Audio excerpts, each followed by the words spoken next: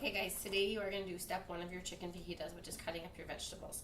So in your binder, it's page 3, it says chicken fajitas, and in there it says 1 green pepper and then half a red pepper. I'm actually going to have you do half a green pepper and half of a red, just because I find that too much of the pepper ends up getting wasted. So half and half, and then like a fourth of an onion. So that's just a little change, because otherwise, like I said, it gets to be too much and you end up wasting it. Okay, first of all, with the peppers, they have a sticker. You want to take this off, because a lot of times you guys are eating your fajitas and you're like, oh, I just ate a sticker. So now you have your pepper and you're going to wash it off. That's like rule number 1. You always want to wash off your fruits and your vegetables. Okay? So now I have my pepper. I'm just going to cut it in half. And inside you have the seeds and you have the membranes. Now these are sweet peppers, so they're not hot.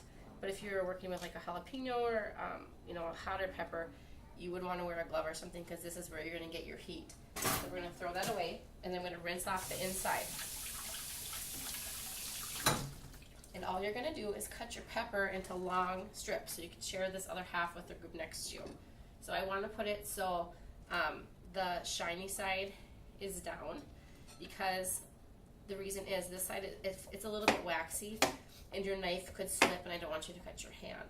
Normally we would want to put the flat side down so it doesn't rock and roll on you. But for this instance, we want to put shiny side down, and we'll cut from the inside. And I'm going to make long, thin strips, because it's going to cook a lot faster if they're thin.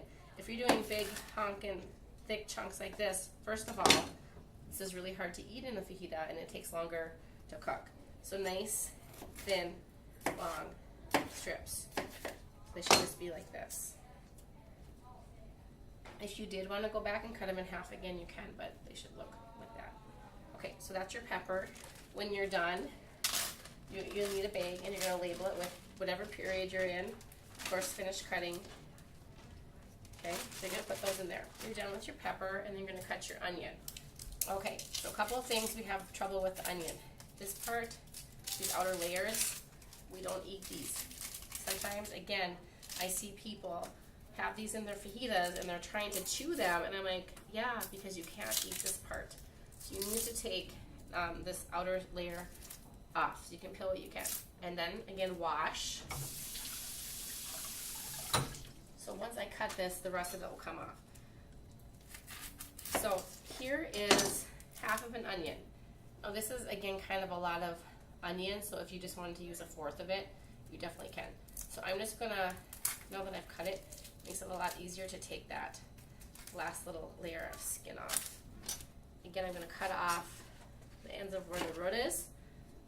You can see that better on this one. This, again, I've seen people eating this and then they spit it out. Don't cut that away. You don't want to eat that.